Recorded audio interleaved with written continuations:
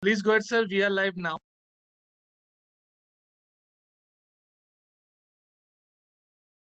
I welcome Mr. Gautam Mali, Chairman, and Mr. Deepak Chhabra, Co-Chairman of the Direct Selling Council of ASSOCHAM.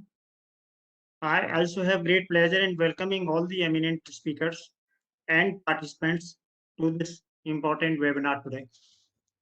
We are glad to have many experts on today's topic of draft consumer protection direct selling rules, which the government is in the process of framing these rules, and we have to give them suggestions as soon as possible. We have received another letter yesterday from the ministry to expedite our suggestions. So to move on, may I request Mr. Gautam Bali, Chairman of the Council, to kindly give industry perspective on the subject.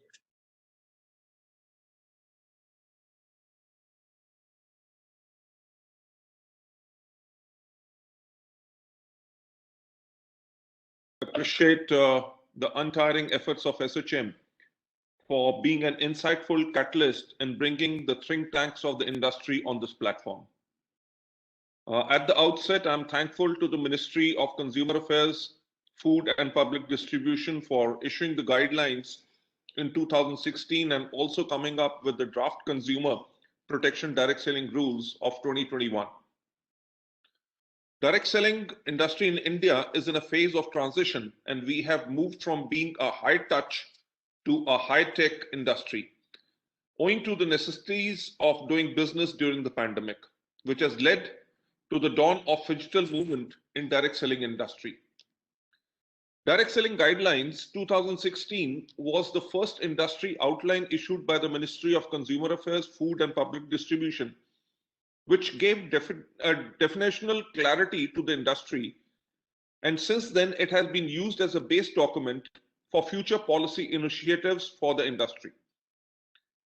It has been a long haul for the industry to reach at this stage, and the proposed draft consumer protection direct selling rules has the potential to shape the narrative for the Indian direct selling industry in the years to come for the consumer, for the direct sellers, and for the direct selling identity. We are, as representative of the industry, should seize this occasion to discuss each and every point mentioned in the clauses of the draft consumer protection direct selling rules and present vivid suggestions which are in the best interest of the industry.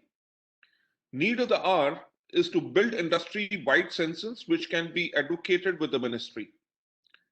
As an industry, we welcome Clause 5, which requires direct selling entities to register themselves with the Department of Promotion of Industry and Internal Trade. This particular clause can pave way for a separate direct selling law and a regulator for direct selling industry, which has now been the key ask of the industry for many years now. It would be a path-defining legislative moves, as it will protect the industry from fraudulent players who operate in the grab of direct selling entity. For all of us, the consumer is the king. And as we, as an industry, have the onus to protect the rights and the core interests of the consumers and direct sellers, as they are the flag bearers of the industry. Discussions on the proposed draft consumer protection direct selling rules are important because it provides the industry with policy foundations which will provide growth momentum to the industry. India is a diverse market, and with the appreciative direct selling rules in place, the international direct selling players will make a beeline to invest in our country. I have reason to believe that in coming years, India will emerge as a manufacturing hub of Asia for direct selling products, which is a good thing for our economy, as it will provide more and more direct and indirect employment in our country. Draft consumer protection direct selling rules also has the provisions for appointment of chief compliance officer, grievance redressal officer to coordinate with the law enforcement agencies, which is likely to bring a positive change and generate consumer confidence in the industry. For Indian direct selling industry, it is just do it moment and ensure that, that the suggestions provided by it for the draft Consumer Protection Direct Selling Rules 2021 results in a win-win scenario for all its direct sellers and facilitates the industry to achieve its full potential. I'm sure we'll have a constructive discussion on proposed consumer protection rules, direct selling, which will ensure a way forward for fulfilling the aspirations of 6 million direct sellers, those who are associated with us. I urge ASSOCHAM to put forward industry's viewpoint with the government and come up with a representation which takes into consideration the viewpoints of all the stakeholders in the industry. I would now like to welcome industry stalwarts, legal luminaries, and research scholars whose valuable inputs and suggestions will articulate the concerns of our industry. Their informed and insightful views will pave way for concurrence on the issues which industry has from the Consumer Protection Direct Selling Rules 2021. With this, now I would like to invite co-chair of the council, Mr. Deepak Chhabra. Thank you so much. Thanks, Mr. Bali, and good evening, everyone, all co-panelists as well as the participants. I would start with saying this is a great and exciting time for direct selling industry. This industry has struggled for a very, very long time, and due to the effort of industry stalwarts and associations like the one which we are speaking in, have worked really hard to reach where we are. I'll take a minute. I'll project a small presentation to take you through the wider changes which have been proposed and what does it mean, and few suggestions which we feel as an industry we would like government to incorporate in the final rules when they are gazetted. Can I have a share option, please?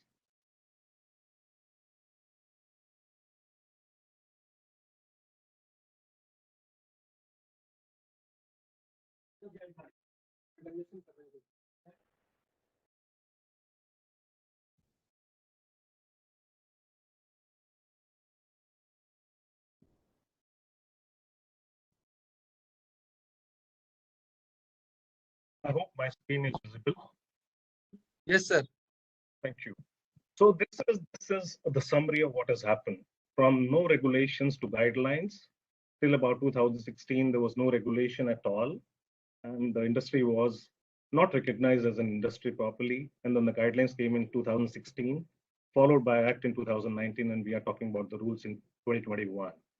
I'll just probably give a sneak peek into what are the major changes which are proposed. In fact, most of the rules which are proposed are in line with the Act, which was introduced in 2019, which largely speaks about incorporation and registered office in the country, having the ownership of a trademark or a licensee, and then of course appointment of a nodal officer and few more things related to the company formation. And the website information, because we are in a digital era where the first interaction normally happens through the website. So a lot of requirements to be put on the website have been included. And of course, since most of the direct selling companies are dealing with products, so compliance with the Legal Methodology Act of 2019, and of course the data privacy, which is so critical in today's world. And then of course, in addition to the grievance officer, nodal officer, a compliance officer has to be put in place.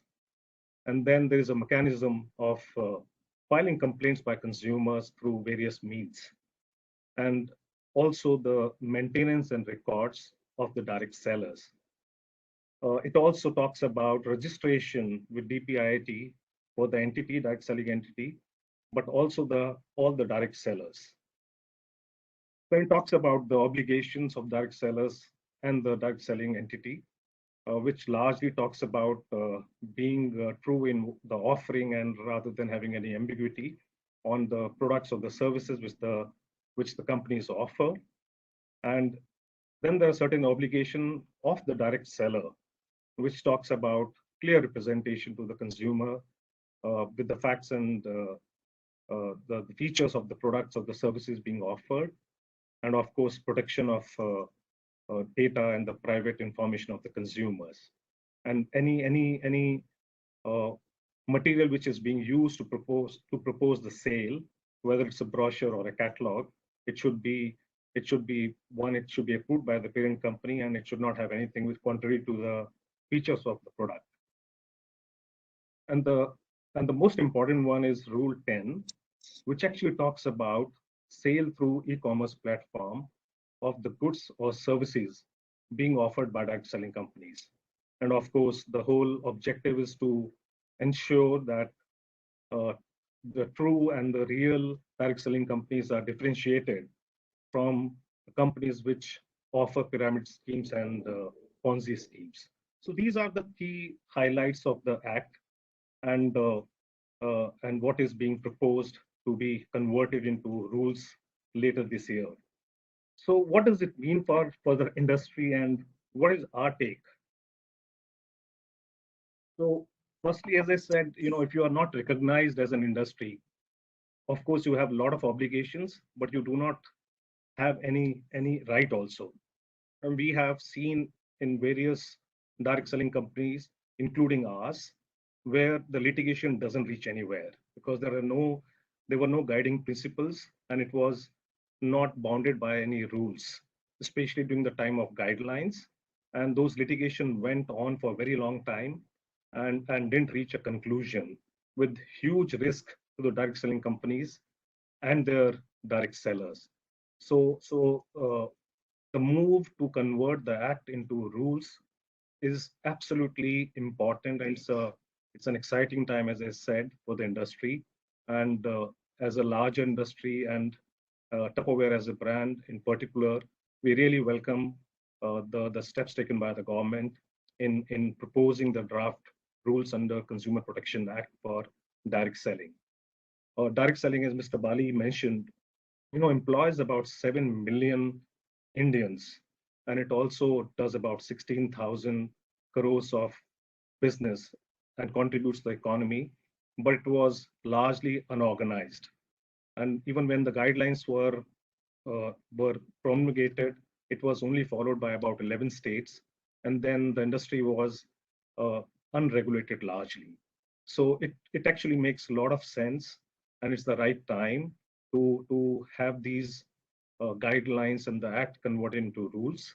And this largely will not only help the industry, but everybody associated with the industry, which largely is the direct seller, 60% of whom are women who actually have been associated with the industry and in the absence of the rules were exposed to challenges. So this is a great move, and as an industry, we really welcome it. Other than that, it has actually seen, the industry has seen a lot of fly-by-night operators who have given a real bad name to the entire industry and the sector.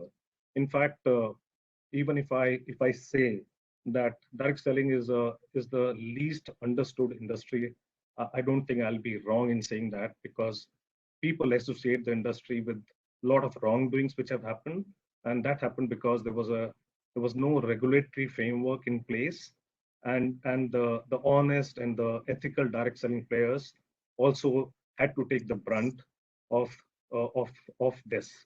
So this will actually help bring a lot of transparency, not only for direct selling companies, but also direct sellers and the consumers. And the draft also talks about the protection that the consumer will get, which was also compromised till now in the absence of the laws. Howsoever, there are a lot of great things which have been proposed. There are 3-4 things which we feel should be included or considered when we convert the draft rules to the final rules. One is, as we spoke last time on one of these webinars on the same platform, we spoke about how COVID has changed the way we operate. And Mr. Bali also mentioned, from high touch to high tech. That's a reality. Direct selling largely used to be high touch. It used to be in person, it used to be in groups, which has changed big time over last 1.5 years. So the draft rules talk a lot about how it will be handled when it is high touch, but it doesn't talk much about what will happen when it becomes high tech. So somewhere we'll have to ensure, because the reality is the business will be run largely digitally, and we have spoken about the benefit of running digitally. You can go beyond a geographic landscape and can sell to consumer anywhere in the country. And there are so many other benefits, and especially with the physical movement hindered because of COVID, digital is the way forward. But we don't see much clarity on adherence of these rules when you do either recruiting digitally or you sell digitally. So somewhere we'll have to ensure that all these rules also apply appropriately when we sell digitally. So that's one aspect we really have to ensure before the rules are gazetted. And the biggest problem is the second point, which I'm going to talk about. Direct selling has actually taken a lot of hit because of unauthorized sales, and largely on e-commerce and e-tailers.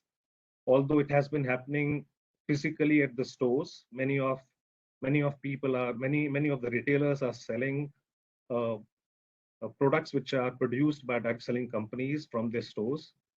But the fact is, when it is sold from stores, the impact is a bit constrained. It is impacted only to few people who visit that store.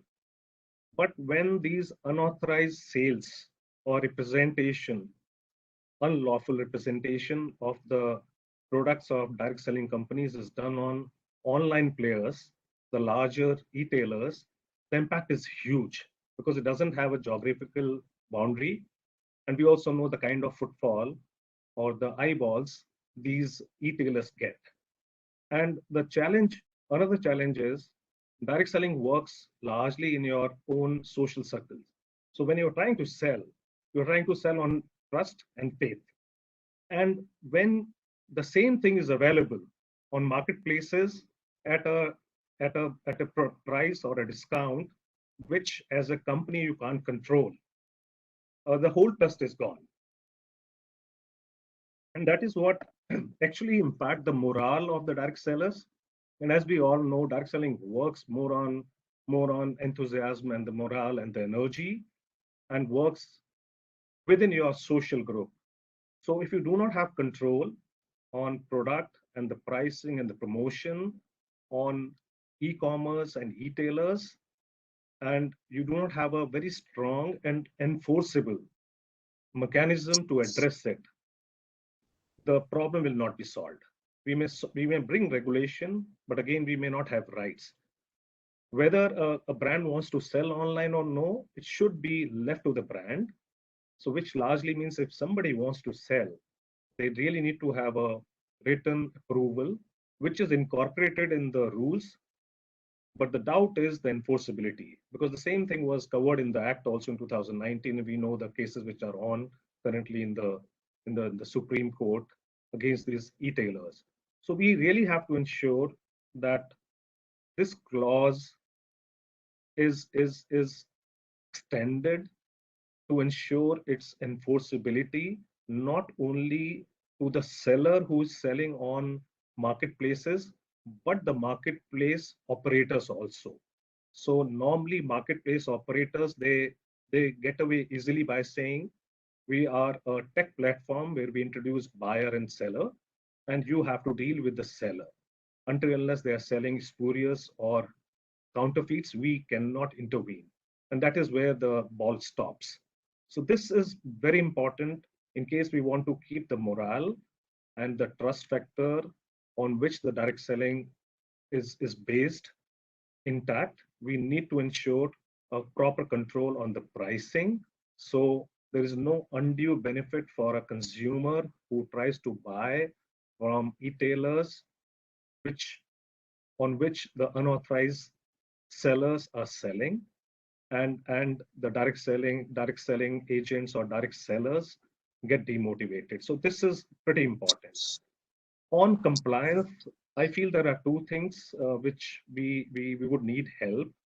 One, we're talking about the registration of direct selling with DPIIT. Absolutely simple, fair, straightforward, doable.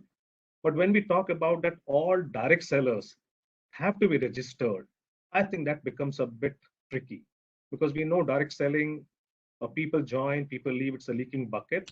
So there are a lot of people who join, a lot of people who leave. And if each one of them have to be registered, it's a cumbersome exercise for any organization to do. And then once they move out of the business, you have to again notify DPIIT for that these direct sellers are no more working with us, and these are the new ones. Either there should be a mechanism which is easy, or this there should be some concession on this. Otherwise, registering all direct sellers will be a Herculean task.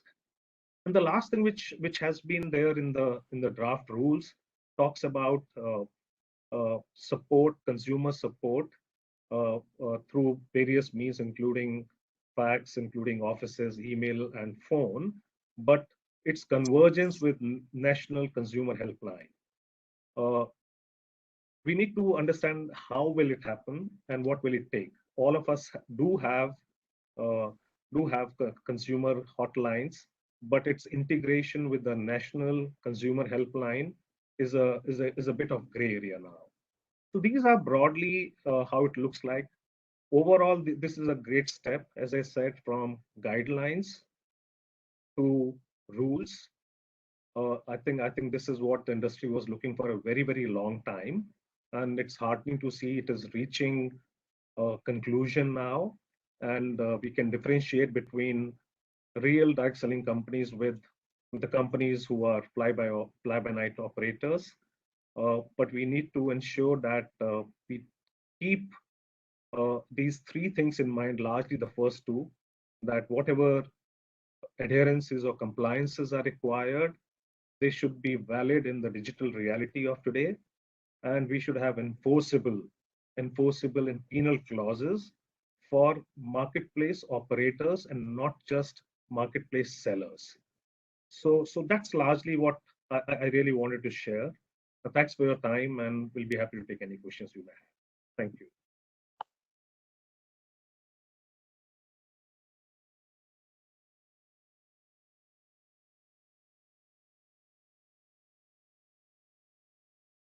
Thank you, sir. Thank you so much for highlighting how direct selling industry traveled from no rule to rule, and now we can expect some law also on this. And also you have very nicely covered different aspects of the industry, like digital realty, marketplace responsibility, and support for compliance. This is indeed a very, very important information shared by you, and I hope participants have benefited. And may I invite Chhabra to please share her views and also moderate the session from Madam Chavi Heman, please. Thank you, Mr. Zola. So it was in fact very, insightful, and the entire overview given by both Chairman Mr. Bali and Vice Co-Chairman Deepak, that was, really holistically covered every point. Specifically, Mr. Bali covered about, the clause 5, which is an issue primarily because as of now, it reports that only two direct selling companies cannot sell products of other brands. This is one area which is a challenge for multiple direct selling, and it also restricts the fact of doing business in a day-to-day basis in an Indian scenario and setup. And of course, Deepak, as Majority also mentioned, the way you covered about digital reality and e-commerce, yes, these are two big things which somehow we need to incorporate to see that, how we take this forward. So not taking much time, I will ask I welcome the Advocate Anand Patwardhan. He has been associated with the industry for the last 10, 12 years, and he is primarily, consumer lawyer, and he's worked very closely with the government also on various representations, etc. So, Mr. Anand Patwardhan, my question to you, since we will be doing a Q&A format so that, we concise all our discussions and form a very good representation from here as we move forward. So, Mr. Anand Patwardhan, the question to is, how will these proposed consumer protection rules which have come protect us as an industry from the fraudulent direct selling entity? Because when they talk about themselves that, we are working in direct selling, so whether they are ethical, unethical, they still form a part of the entire direct selling community. So do we as an industry get protected? How do we get protected is my question to you. Very good evening to everybody. I think it's nice to be on this platform, and if we can make some suggestions to the government, I think this would be something taking really, revolutionizing or maybe evolving the law which we were all looking for all these years. Consumer protection has been an issue that has really come up in a nice way, I would say, since 1986, after the first Consumer Protection Act came in. And with the changing platforms of consumerism and market, that the way it developed, 2019 Act of Consumer Protection Act was something that was most required, inevitable, and I think it has already come in. Now with that, we have different sets of rules that are coming in, and the kind of rules that have been prescribed or suggested for the way they are today, suggested for direct selling, is, I think, a fantastic effort, a lovely endeavor towards consumerism and protection of consumers. For all these years, consumers were, in a way, groping in the dark. And with the lockdown that has come in, most of us were depending upon electronic media and these kind of even direct selling in order to get something home, because otherwise people were stuck at home. So this is something which has really developed and a new market. India is a huge market for the entire world. They're all looking forward to India as a big market, but then it was necessary that the Indian consumer gets protection as well. This is an excellent endeavor, but at the same time, there are certain issues which have really bothered me. Let me just touch up on those issues, because I believe the session would be more towards trying to suggest the government how this can be improved upon. So going by that, I think let us look at the various definitions that we have. The definition where I'm looking at is, I think, 3G, which is supposed to be direct selling network. This talks about, means a network of direct sellers formed by a direct selling entity and includes a multi-layered network of direct sellers in which direct sellers introduce or sponsor further levels of direct sellers, and whereupon support them in order to receive any benefit, where such benefit is solely as a result of sale of goods or service.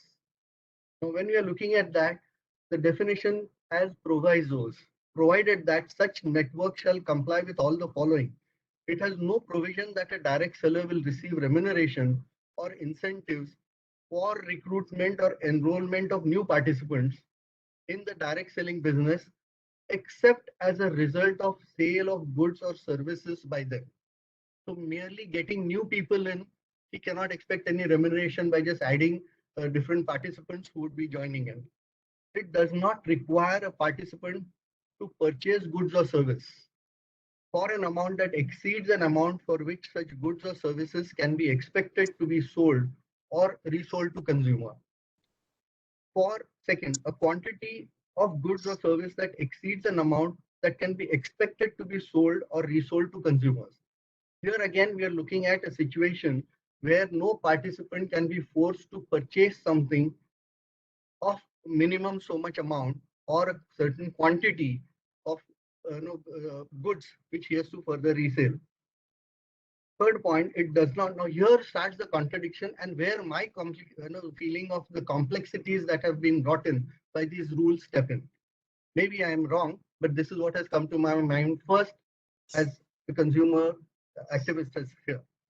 It does not, third, point 3, it does not require a participant to pay any entry registration fee, cost of sales, demonstration equipment, and materials or other fees relating to participation. So this is the next set. You are going to make new participant, You cannot force them to buy anything. You cannot force minimum amount or minimum quantity. At the same time, you cannot even take any registration fee or any entry fee from such participant in order to participate. Now comes the point. It provides a participant with written contract describing the material terms of participation. So there has to be a contract between two parties. Here you're becoming in as a participant, and these are our terms. What would be your remuneration? And I mean, now material terms of participation would mean a lot of things, which has to be now understood and worked upon. Now comes the issue. It allows or provides for participants a reasonable cooling off period to cancel participation, and now comes my, where I'm getting confused, and receive a refund of any consideration given to participate in the direct selling business. Now, you are not supposed to collect anything. You're not supposed to sell, force them to buy anything, either by quantity or by an amount or anything. And now where does the question of receive a refund of any consideration come in here? Provided that reasonable cooling off period should not be less than 30 days. So this is where I'm getting a little confused. It allows or provides for a buyback or repurchase policy for currently marketable goods which are not unpacked. So if they get unpacked, well, it is sold, that is what it would mean, or services sold to participants at the request of participants at reasonable commercial terms. Now here again, when you're talking of buyback at a reasonable commercial terms, that means you have sold something to him. Is it that not contradicting to what has been stated a little earlier? Now this particular aspect leads me to a further issue where there has to be a contract and agreement even with a purchaser. When you are actually selling something to him, the terms of sale, the terms of buyback, the terms of refund, the terms of even returning the goods, all that has to be explained to a consumer before he actually executes the transaction as such or confirms the transaction. In that case, if we go to particularly Rule 7.7.0, in cases under clause N, so let us start with N, unless otherwise stipulated in the in the offer, order shall be fulfilled within the delivery date proposed to the consumer at the time of purchase, and the consumer shall be informed of any undue delay as soon as it becomes apparent or comes within the knowledge of the direct selling entity or the concerned direct seller. So once he confirms that this is the time when you will be delivered these goods, and if there's any delay, he has to inform the consumer. Oh, in cases under 9, so now if there is delay or if there is any fixed time by which the goods will be delivered, any request for cancellation of the order by the consumer shall be granted. Word used is shall be granted, irrespective of whether the consumer has been informed of the delay, and the deposit, if any, shall be refunded as per the cancellation terms proposed to the consumer at the time of purchase. Now here, taking a pause, of course, it goes further. If it is not possible to prevent delivery, so delivery will reach the consumer has already said, okay, I don't want it. So it has to be returned to the direct seller or the direct selling entity at his own cost. That's the further part of it. But here I'm looking at as per the cancellation terms proposed to the consumer at the time of purchase. So that means if you already have certain terms and conditions by which there shall be certain amount towards cancellation, or there shall be a certain amount which will be towards interest if the payment comes later. If any such kind of things are involved, the consumer books with maybe 10 rupees. He has to pay the next 90 rupees in, let us say, a month's time. He has to pay then balance 90 in 2 installments. So the next 45 has to be paid within 3 days, and the delivery has to come. He cancels it. Here is the time where if anything wrong with the consumer, it is only the direct seller. There is no terms of contract, how a consumer should be compensated, or how not the consumer being compensated, how a direct seller would be compensated because of any cancellation by the consumer, where the consumer is at a loss. There's only one point in where the direct seller would be paying further to the entity, or the entity would be further paying to someone, only that could be recovered. Well, that is the case, and you are deciding the terms of contract over here. What is most complicated is in the Act itself of 2019, there is what is the first time introduction of unfair terms of contract. Now, what is the meaning of unfair terms of contract has not been defined in the Act. As far as UK is concerned, they have a separate Act of Unfair Terms of Contract Act. We have no such act. We have the Contract Act, in which what can be a perfect contract, what can be contract that can be rescinded, what is a contract that fails. These things may have been said. But over here, in case we are talking of these kind of terms, then I'm a little scared how this unfair terms of contract shall be decided by every court, because it is left for the interpretation of every district commission, state commission, or the national, or in case of national commission, the national commission to decide what is unfair terms of contract. So this is where I need to have proper clarification, not only because we are now bringing in some new rules, but if that clarification comes in, the consumer knows what it is, the direct seller knows what kind of terms can be prescribed. Otherwise, this is definitely going to lead to certain complications. That apart, there are other places where I feel that needs to be really reconsidered when you're finalizing the rules. The duties of direct selling entities, that is rule 4. 4C, own, hold, or be the licensee of a trademark, service mark, or any other identification mark identifying the direct selling entity with the goods to be sold or supplied or services to be rendered, and shall not give commission, bonus, or incentives on sale of product service for which they are not owners, holder, licensee of a trademark, service mark, or any other identification mark which identifies the entity with the goods to be sold or supplied or services to be rendered or other brands. Now, this is something quite complex. This is something that really needs to be made more lucid and simplified so that people on both sides would understand what is the exact significance and how this has to go. If you have one product and you have a brand for it, wouldn't you be also wanting to sell many other products, and then there could be branding? All that would have one brand, or different products means different brands for different products, something which is a little complex issue that needs to be seen a little more deeper into. The third point which that comes to my mind is with regard to the rule 4.11.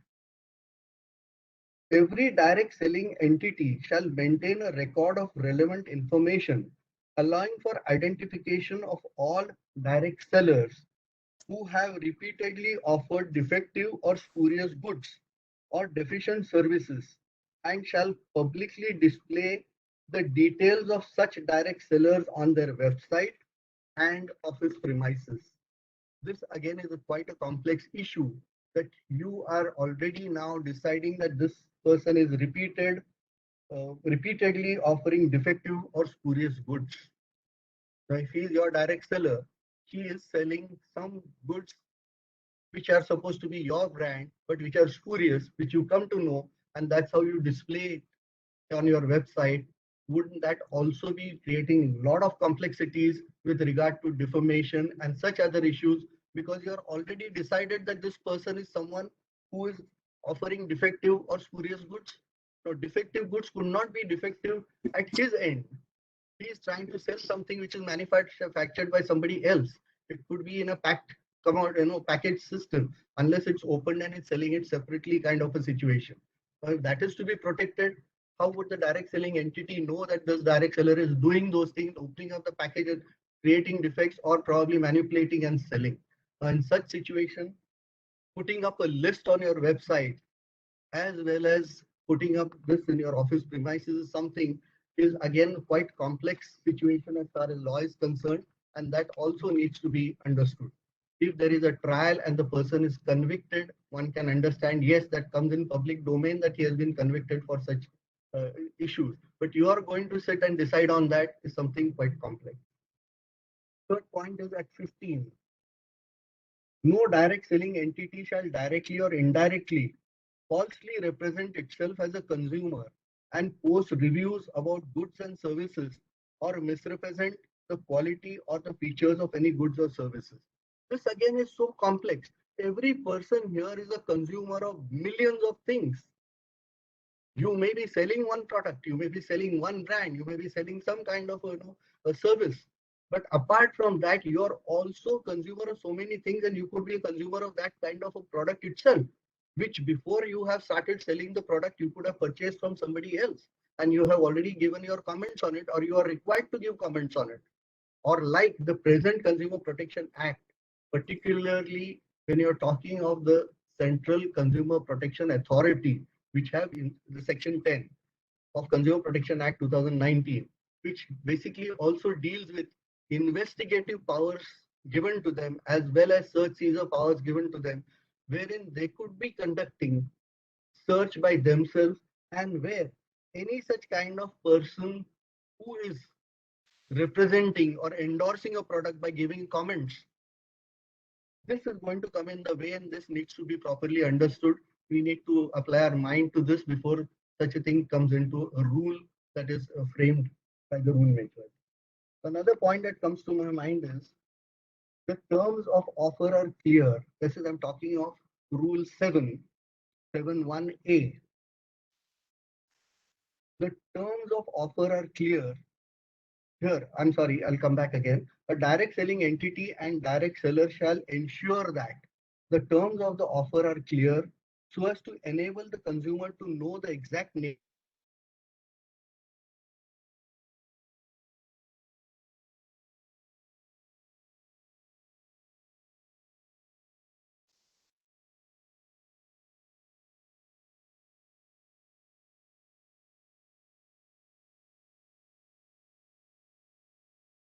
Yeah, we cannot, can't have Mr. Amin Patwardhan because of bandwidth issue. That's what it says.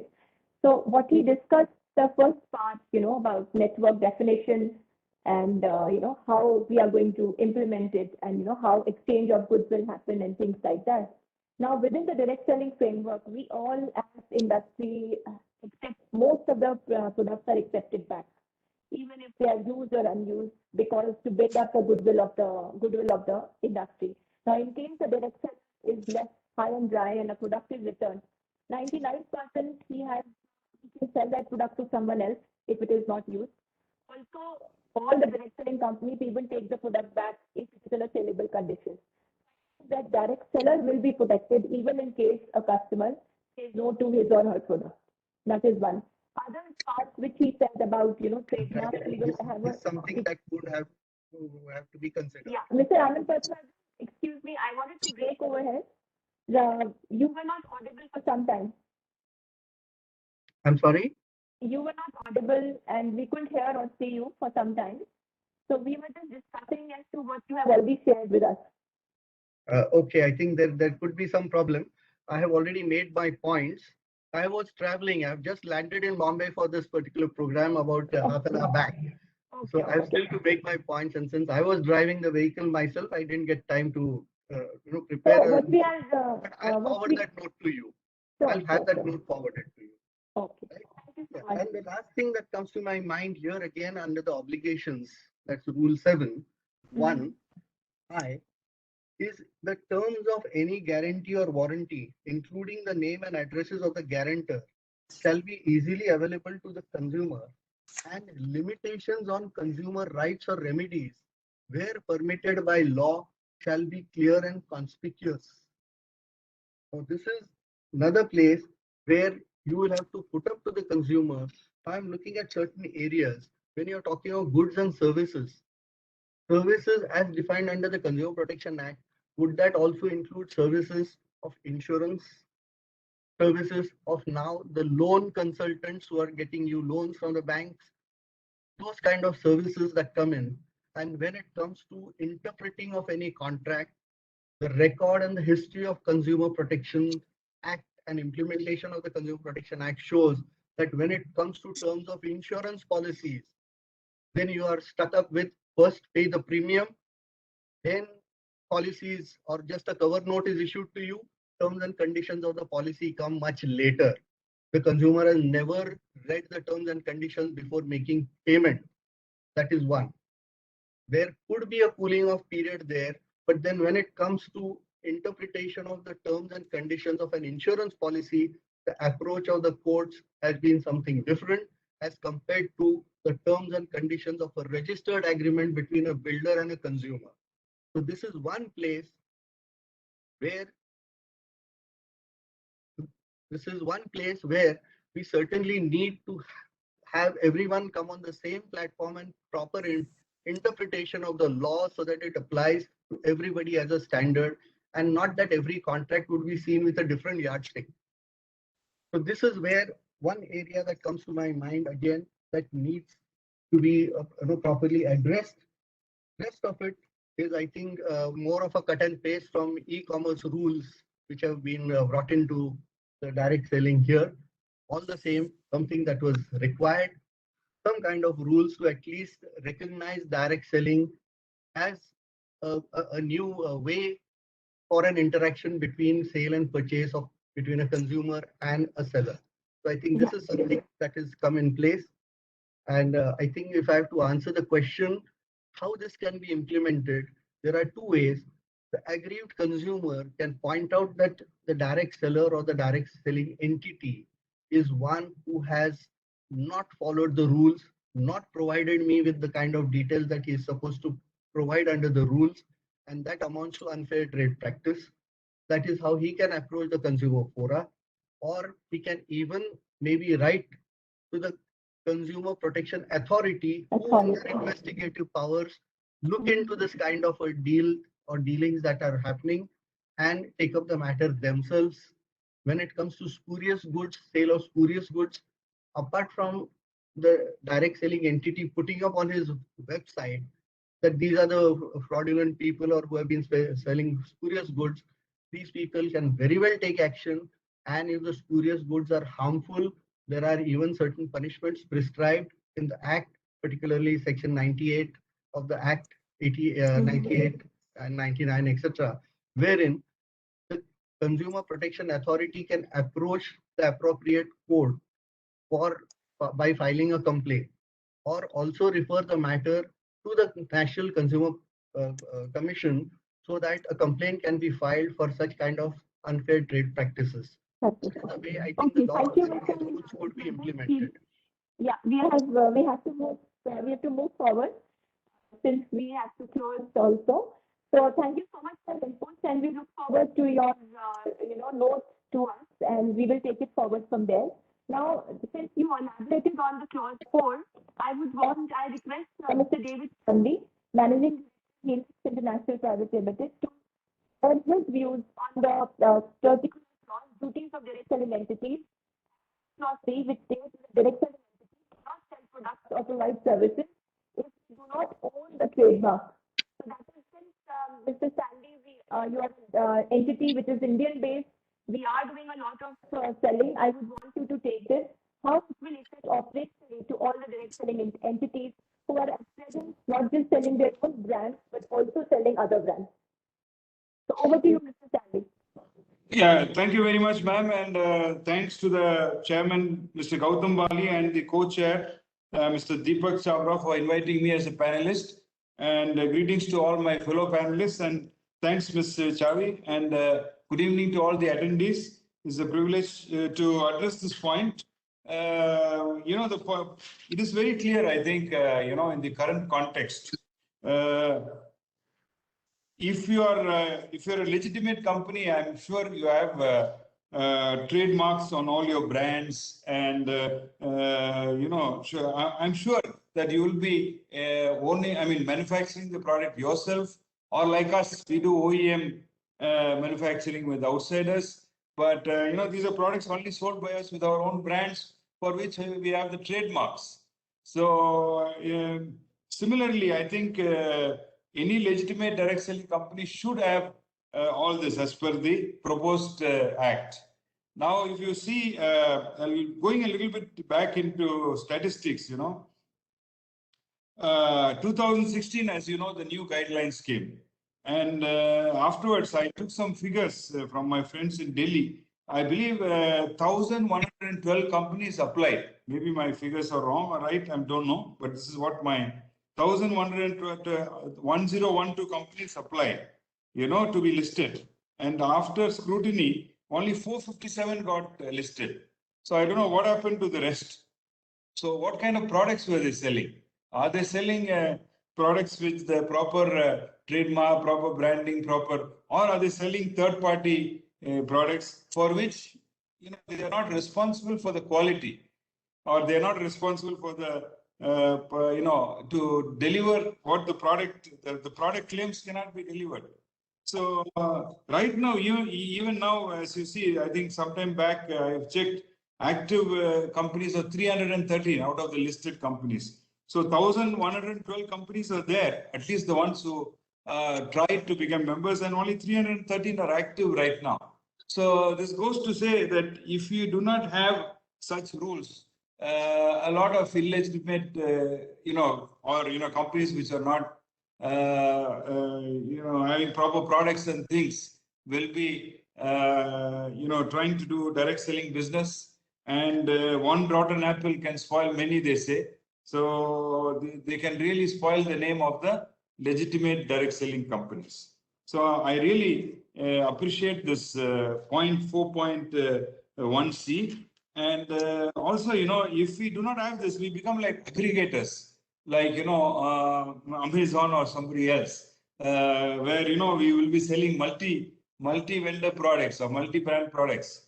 So I think this is a very good thing to have. Overall, if I may be allowed to say a few words about this, I think it's a dream come true for people like, all the people in the direct selling industry, that we finally have progressed from guidelines. Now we are talking about the Act.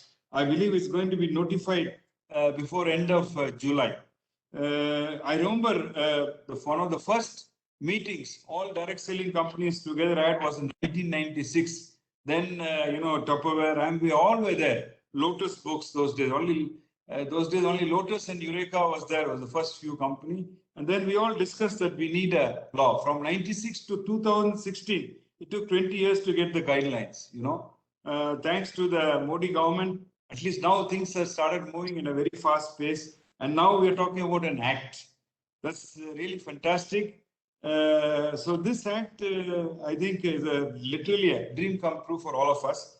We can find small holes here and there, but I think it is very, very comprehensive act.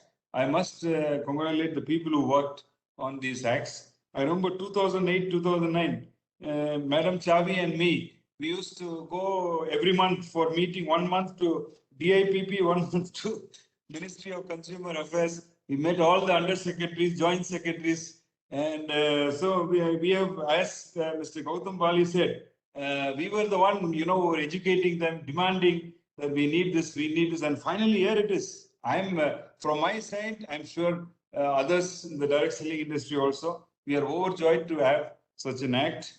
Of course, there are finer points. Now, surely Mr. Deepak Chhabra spoke about this important point of, the latest in the digital scenario. It is not really covering all the, yes, but the basic thing, it covers overall how business is done.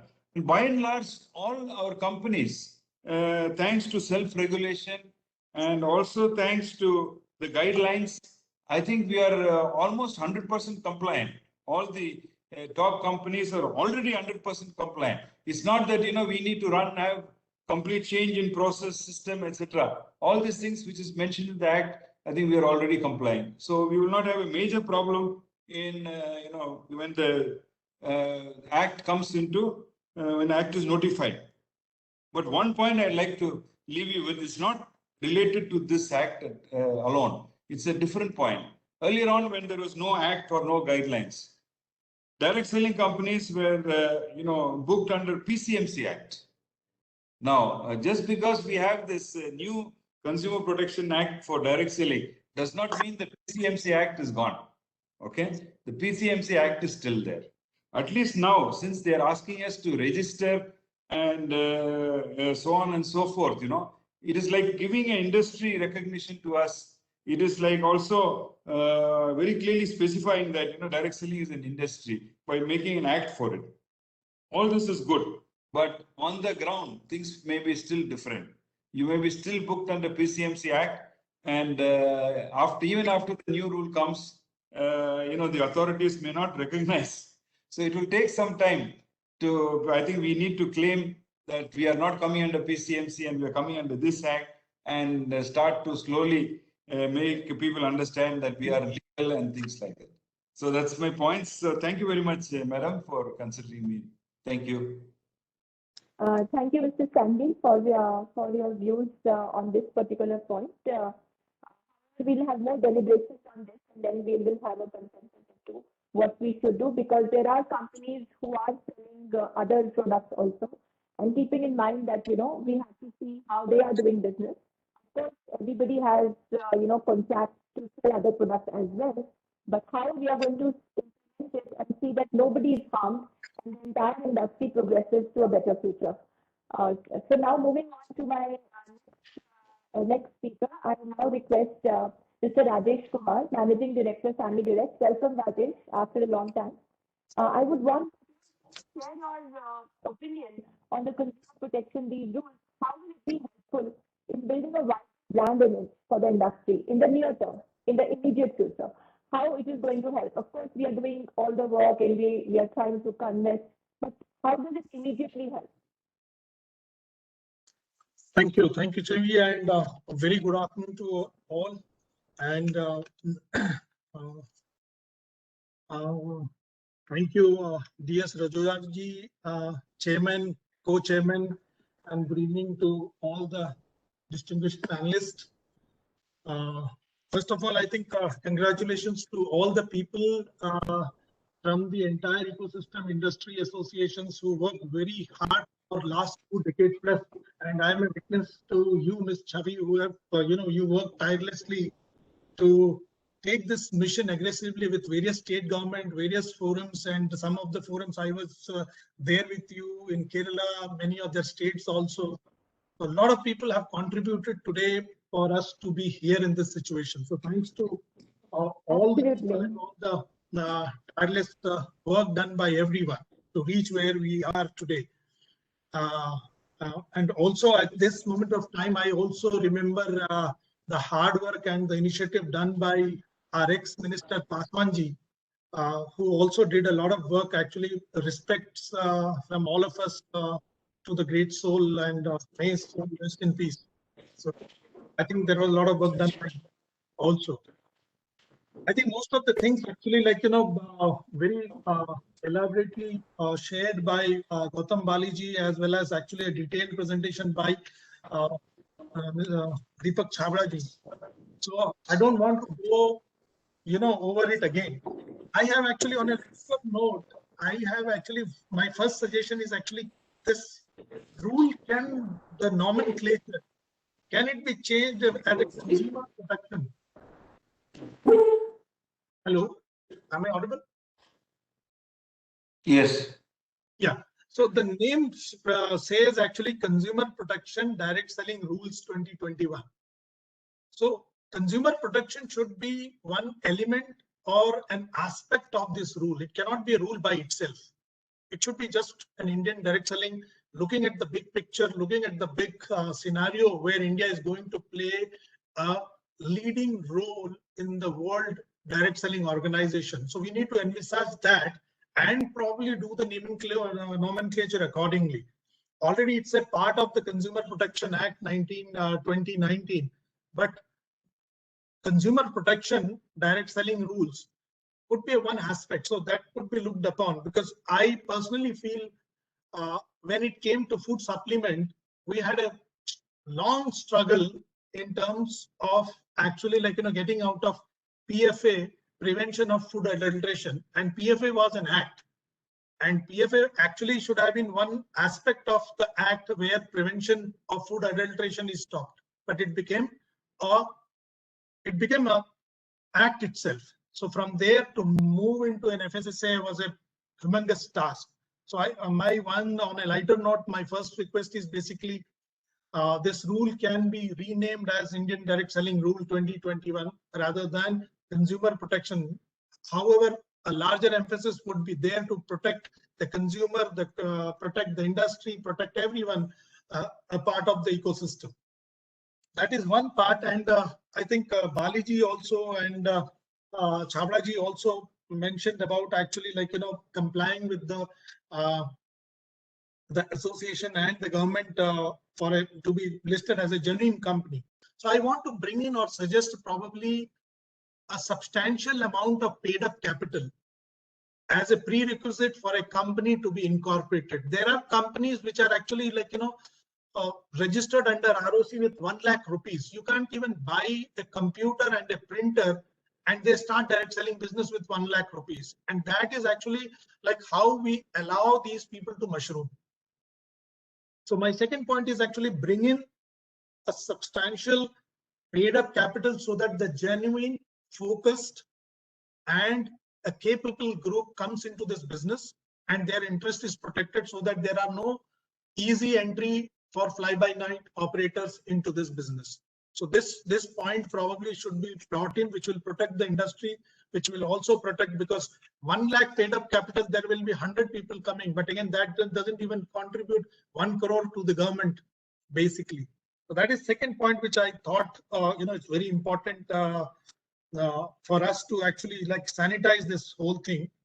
And many of the other points have been actually brought in where we need to really into the the rules and the way the terminologies have been used, which Mr. Anand has gone over in detail, particularly the 3L, the pyramid scheme, how they have been defined under that ambit, the other industry, because somebody you have brought in and join as free, but if they purchase and the people above them get some remuneration, it cannot be again constituted as actually under the pyramid by any law enforcing agency, basically.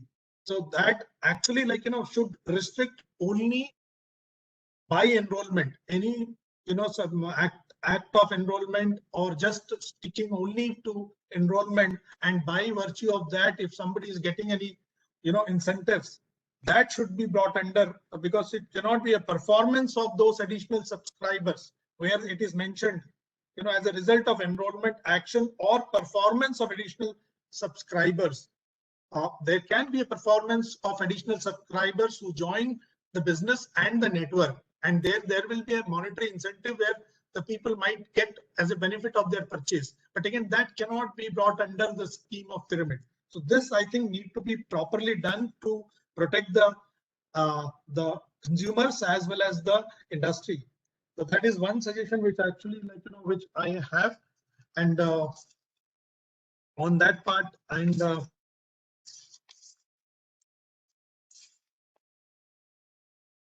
so I think by and large, I'm very, very happy. Our group is very excited. There is some sanctity coming. And to answer your question, Chavi, I think this will attract and give the confidence to the millennials and the youngsters to choose this as a business, to take India, to take this business, to take their career to the next level. In absence of a rule and in absence of an act or in absence of a credibility, lot of parents were not wanting, or a lot of people were not wanting their near ones to adopt this business. So I think by reaching this point, I think we are bringing a lot of sanctity and we are giving this confidence to the community, and one of the largest community in the world, and where the youth is actually the power. And we are seeing that we would be able to attract in the next 5 years a lot of youth and give the necessary confidence for them to take, adopt, and be a part of this robust industry. So I'm very confident this will be a game-changing initiative, and we are here to work with ASSOCHAM, with all friends, and with all the other companies and all the other esteemed panelists who are contributing. With the entire ecosystem, we are equally determined and focused, and we are here to work with all of you to see a great future for everyone. Thank you. Thank you, Rajesh, for your insightful and these points which you raised. However, the point which you raised about minimum capital, which is required for a company, is something which cannot be taken by the Consumer Affairs Ministry because it goes beyond their bandwidth. So probably with DPIIT also, we being accountable to that, that is another place where we can look at representation and do that. So now moving on and requesting Harish to, please also, from positivity to more positivity. Rajesh also shared with us that, a lot of youngsters joined because of the new confidence which these guidelines will build up. So now, Harish, for you, I have a question. What are the positivities for this particular law? I'm purposely asking you because you have really worked in the FMCG and you have a large experience dealing with the regulations in FMCG and things like that. So how does all of this help to build a more consensus in a robust direct selling industry? So over to you, Harish.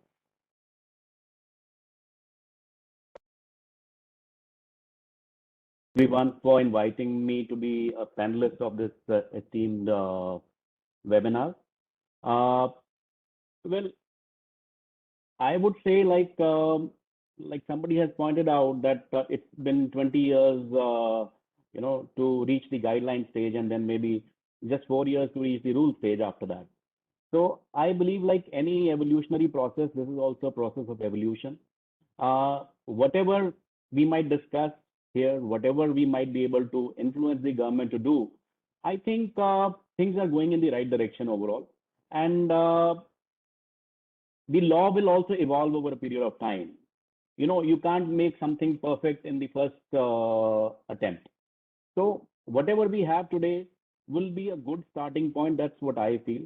Well, honestly, I would just like to make a small comment on what Rajesh had mentioned about the Consumer Protection Act being the nomenclature of this. Even honestly, I was a bit confused because some aspects of this act address the Consumer Protection Act, and some aspects actually talk about the contract part, because the relationship between the entity and the direct seller is a part of the Contract Act, whereas the relationship between the consumer and the entity or the seller is a part of the Consumer Protection Act. So during the whole writing of the act, there is a lot of ambiguity, grayness, and confusion where the act is addressing the consumer and where the act is addressing the distributor or the direct seller.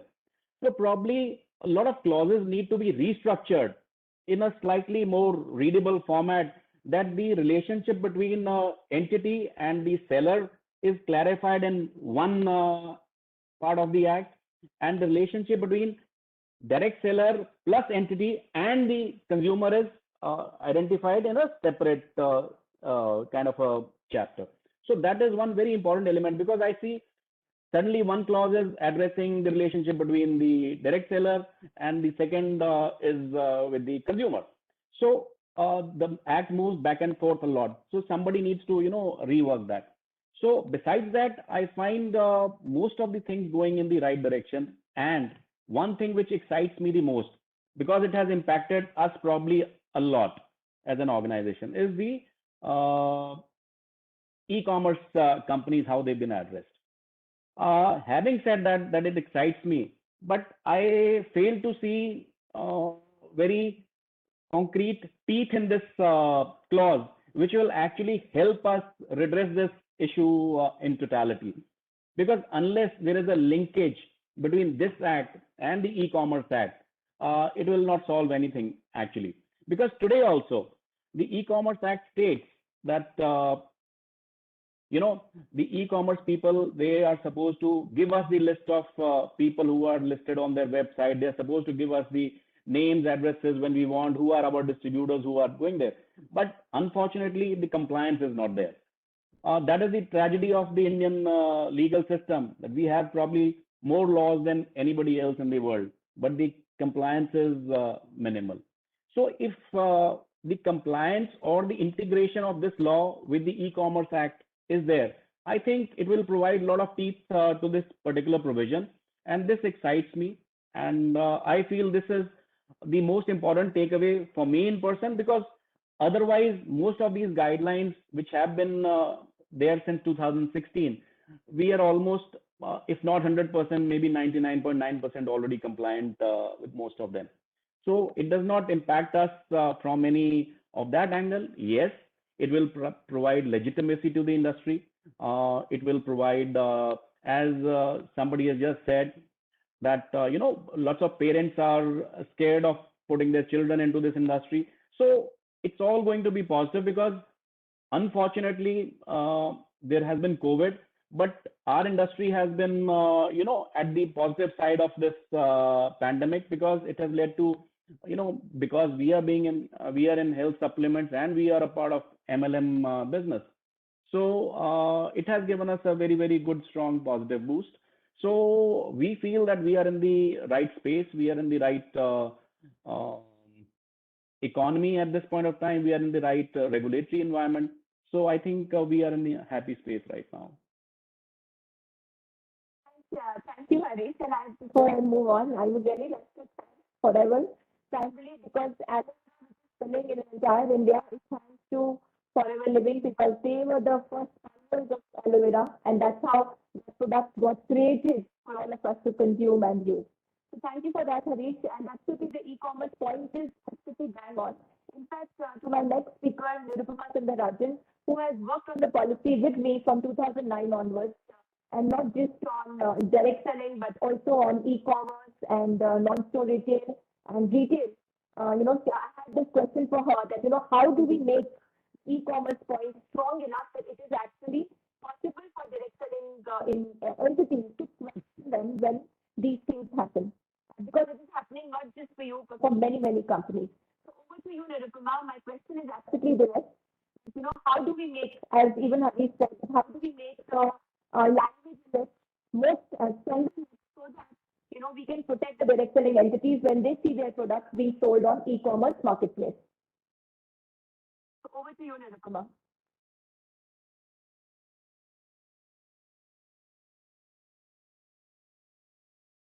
Nirupama, can you hear me? Yeah, there. I was just waiting to be unmuted. Thank you. I can hear you. Thanks, Chavi. So I've listened to, I think, all of you so far, and some excellent points that have come, many of which are what I have written down, and I'm sitting here with multiple acts open on my computers just to cross-reference some of the definitions as well. And here's what was the first thing that Mr. Singla also started. One of the first points I made here was that as far as the Act is concerned, though it talks of consumer protection, and we'll come to a second as to why that is there and whether in the first place I agree with this, with the consumer protection, with Consumer Affairs actually coming out with its regulations. But if you see, there is actually no clear distinction between a consumer and a direct seller here. Now, in my multiple conversations with direct selling entities and with people, I've always had this question, and I've come to the conclusion that as far as how direct selling as a business operates, there is a clear definition between who a consumer is and who a direct seller is. So a direct seller can also be a consumer, but not all consumers necessarily have to be a direct seller, is what I had arrived at. To that extent, therefore, you also have to look at this act and in terms of contracts specified, which is given in the context of how relationships are with other consumers on other platforms. So for example, much like what Mr. Patwardhan said in terms of contracts that you need to get into so that consumers are aware, well, technically it doesn't say consumer here, it just says, people need to be aware of what they're getting into and what the terms of their, and it's a written contract in terms of what they're getting into, what they're being sold, etc. Now, the same is not actually applicable to if you're going to a different form of retail. There, the question is in terms of consumer, there's no written contract. Of course, there is information sharing. Of course, there is all of that. But very rarely is there a proper written contract, which is, provided, which a consumer would have to go through and agree to before they make a purchase. That makes it incredibly onerous for the consumer. And you're putting a lot of pressure on the consumer to actually understand terms of reference before they actually even buy something like an FMCG. So, for example, if I want to buy a toothpaste, then what I have to do through a direct selling and what kind of paperwork I may have to actually fulfill if I'm buying through direct selling is very different from what I would have to undertake if I'm just going to a Kirana store and picking up toothpaste. So there is some kind of difference there, which is what I am reading. I will leave it for the other lawyers to tell me if I'm right or not, but it seems that way to me for certain. And I think this largely stems from the fact that we have not, as far as the Act is concerned, differentiated what of these clauses are applicable to the consumer and what of these clauses are applicable to the direct seller. So in my understanding, when they say a contract, I'm assuming they mean it more in the context of a direct seller than rather a consumer. But that distinction has to come through a lot, it hasn't. Which comes back to our initial question of whether the Consumer Protection Act is the correct one under which we should be looking at how to do business and regulating that. My very simple answer is no. This has been a conversation that's happening, whether it's for e-commerce or whether it is for direct selling. Consumer protection at the end is about consumer protection. And in my opinion, I think it is a little bit of an overreach when they start laying out how to do business. And when you have everything else from registration happening under DPIIT, and yet the regulation is not under DPIIT, but under consumer affairs, and therefore under the Consumer Protection Act, there is a problem here. What would this would eventually mean is that when the act comes out, which would then come out under DPIIT, you would probably have two regulations. And in India, as Mrs. Singla again said, we have a whole host of regulations, and invariably you will be stuck again in a situation you have one act contravenous to the other or some kind of problems between the two. And that is not something you want to get into now.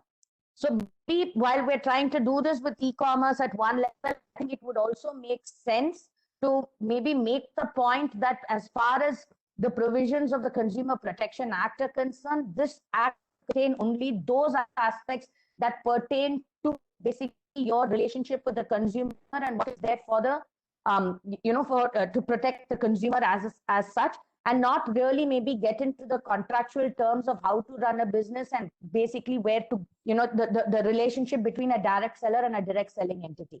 Now, this has been put in here for the time being only because there is no other act. We get that. And something that the industry also needs to see, that would they rather have it here or at least get some kind of clarification from the ministry saying that are you in the future planning to introduce an act? And if so, then what happens to all these clauses? Do you make severe amendments to this and just make sure that only those pertaining to the consumer stay and everything else will be as per that act, or how they plan to move around it?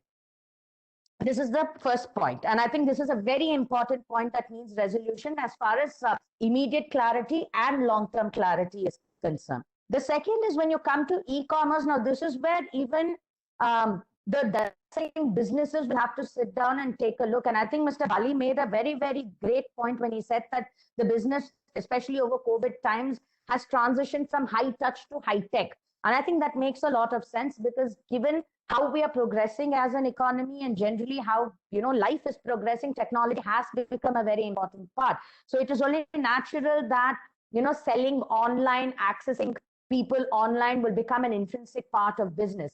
But here's where it gets tricky for me, is then to know that once you start selling online, as per the definition of e-commerce, then your companies would also be considered as e-commerce. So in which case, would the e-commerce rules also directly apply to you? Now that's where it will become a problem. So either in which case you're saying no matter, so where therefore the definition of direct selling becomes important to see whether you preclude it from your existing e-commerce laws as they stand today, whether under consumer protection or anything else, or whether those laws will also apply to you.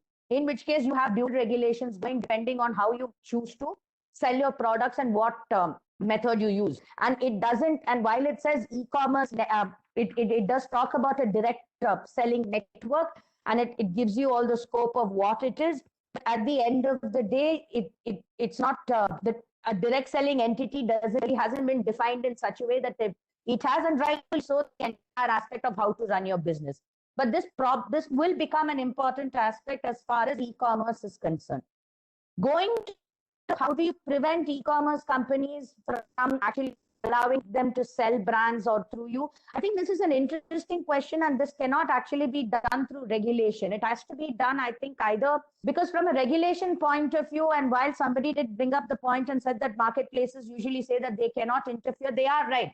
Because as far as how e-commerce platforms are regulated, they cannot actually tell a seller what they can sell and what they cannot. They can't get involved in that process. at best, if there is a complaint against the product, if you raise a complaint with them saying this is a product of mine and they are not authorized sellers and therefore it is considered to be either a fake product being sold or it's a product that's being sold by an unauthorized person, then the e-commerce platform can accept some part of, I wouldn't say liability, but responsibility at least, and say, okay, we can bar this person, we don't have to do this. But otherwise, in terms of who gets on board and what they sell, in order to kind of, see how this works is going to be difficult from an implementation point of view for both direct selling entities as well as e-commerce platforms. So therefore, the question of how do you prevent this from happening? And I think this is where, to some extent, a registration of all your direct selling entities, all your direct sellers becomes also important, at least so that you know who are the people who are technically supposed to be, authorized to sell your products and, through your means, and whether, therefore, it becomes, if you can track to see if sellers on e-commerce platforms are the same as those who are there in your own record, or if there's somebody else outside, in which case, at least there is some amount of, there's some scope for, corrective action that can be taken place. And registering your direct sellers, I don't think should be very difficult, because there is already a requirement as per this for KYC to be undertaken for each of them. And it's just one more step. So if you're going to be undertaking KYC for every single direct seller who comes to you, then registering them should also be easy. What I do, however, agree with, and what needs to be thought through, is because it is, as somebody again mentioned, that it's a very fluid process and there is a lot of attrition. People come in, people go out. The coming in process and recording the coming in process may be easy, but the going out or who are not active then becomes more difficult to track. But today's day of technology, I'm sure there must be some kind of solution to finding out, or at least a way of defining who's considered active and who's not. And this definition, if I'm not mistaken, I think most of you as companies have already got for yourself, whom you consider as an active direct seller and whom you don't, depending on how frequent the sale is, or how infrequent the person has been in any kind of transaction. So maybe that's something you could look at and incorporate, and maybe that's something that can be reflected in this, so that you have that time frame and it's a constant everyday process of having to look at your records. Let's say that every 3 months, every 6 months, in whichever way the industry sees fit to assign a certain number. But this would also give you a chance, therefore, to monitor the kind of sales that happen on e-commerce.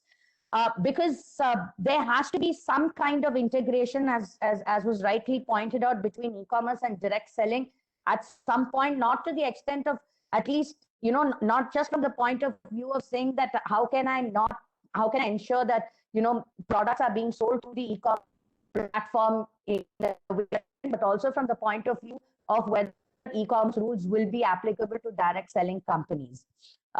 One solution, of course, is to make a clear business decision and say that the only way e-commerce sales happen is through your own websites and not platform. So which means that anybody or any product of this nature that gets onto the platform is easy to track and therefore is not allowed. And that's something you can either get into an agreement, can be a contracted statement either between you and your direct seller, or it can be some kind of agreement that you get into with your marketplace themselves, saying that our products are not, we're not interested in listing them.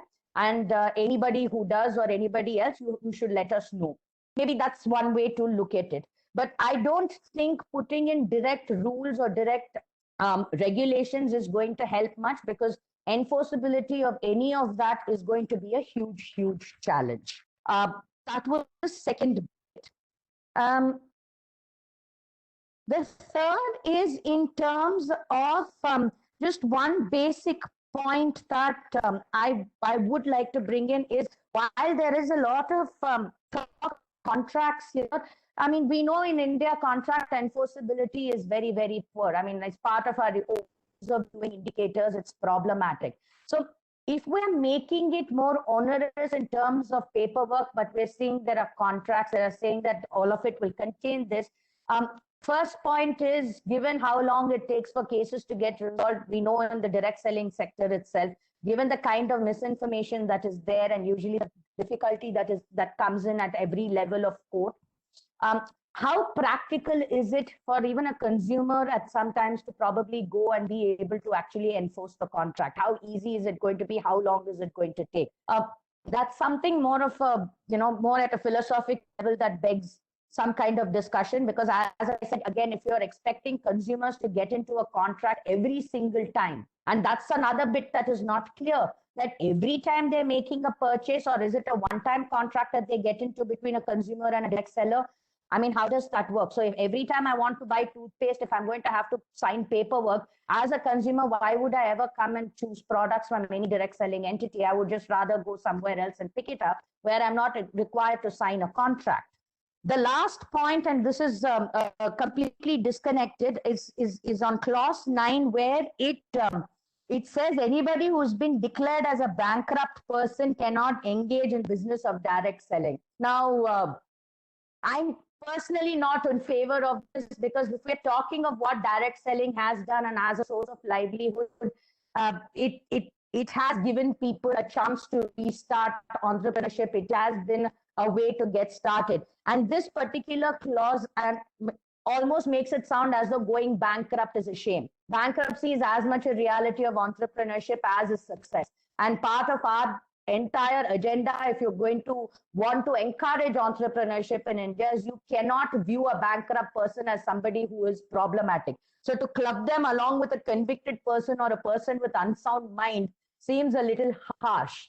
And maybe this is something we should look at, that if they are out of bankruptcy, dues are cleared, and they just want a fresh start, one must be allowed to start again, and to kind of preclude them from ever getting into a business which probably has a history of offering people second chances and getting on their feet. I think this is incredibly harsh and should certainly be reconsidered. These are my points for now. Thank you.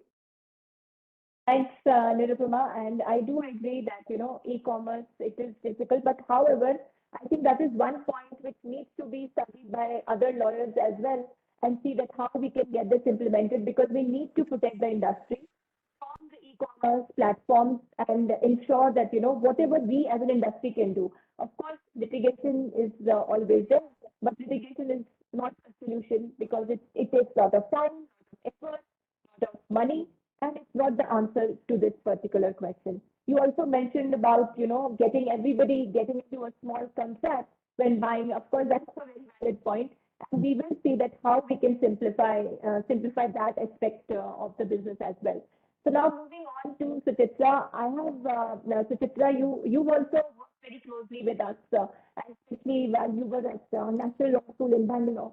So my question to you is that how will this registration happen? What is the mechanism which should be tried by DPIIT, so that what we do really happens in the larger context? Because when we start implementation, as Mr. David Stanley also said, that there were 1,000 companies who had applied, and 457 companies got accepted and their names were there. However, they were not registered. They were only supposed to give information, and the information was collated and presented over there. And sometime in March, even those 457 names of those companies were removed from the main website of Consumer Affairs. So, and it became like, even whether you are a good or an ethical or unethical company, everybody was there. So how do we now come up with a mechanism that, only, good companies, ethical companies, following law of the land, get registered with DPIIT? That's my question to you. Also, I would like you to address, clause number 4, which says that only we can have companies which have their own trademark, because I do see a lot of companies, and even in the past, we've seen a lot of companies selling Bombay dyeing bed sheets, maybe just once in a quarter or things like that. How is that going to happen, and how we can ensure that should continue? So over to you, Suchitra.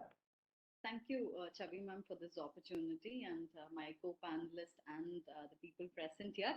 A very good evening. I can already see Chavi ma'am already having water, because we see that how the act is, and we also realize that this particular there are few things that I would genuinely say that this is a welcoming step to have some kind of a regulation and to possibly to have the good name or to remain the good name with those who are doing good work and to weed out the black sheeps. I think in that context, few sections are particularly relevant. When you look at section 5 and 6, and at this point, when you look at section 5 and 6, the idea behind is to give a transparency approach or to look at who are the people that you are dealing with. So one, it talks about the registration, and it also talks about the registration with the DPIIT. So the registration part of it is, I think, since we also run on an online platform, registration part of it isn't a great problem. And I think section 5.3 is something that is beautifully drafted. The way that every direct seller entity should ensure such registration number is displayed prominently to the users in a clear and accessible manner on the website.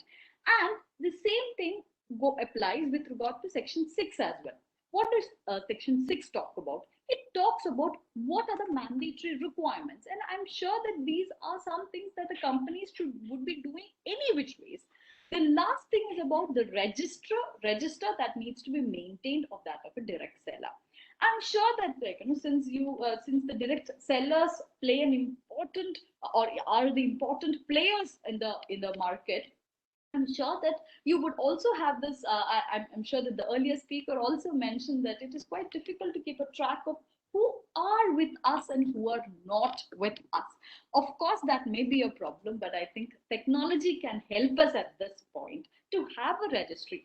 And this is important not only to for the ministry to have a check or for the consumer. It is in turn beneficial for the direct selling entity as well, because it can also show that, see, we are doing a great work and we are honest, we are ethical.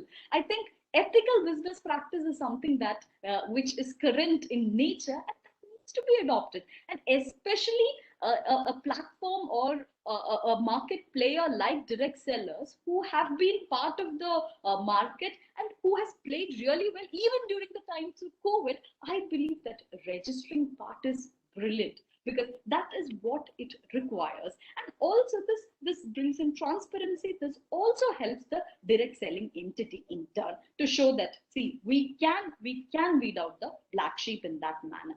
Then I think section 8, when you look at section 8, it talks about the additional obligations. So please remember, you also have the obligations in place. You also have the additional obligations in place.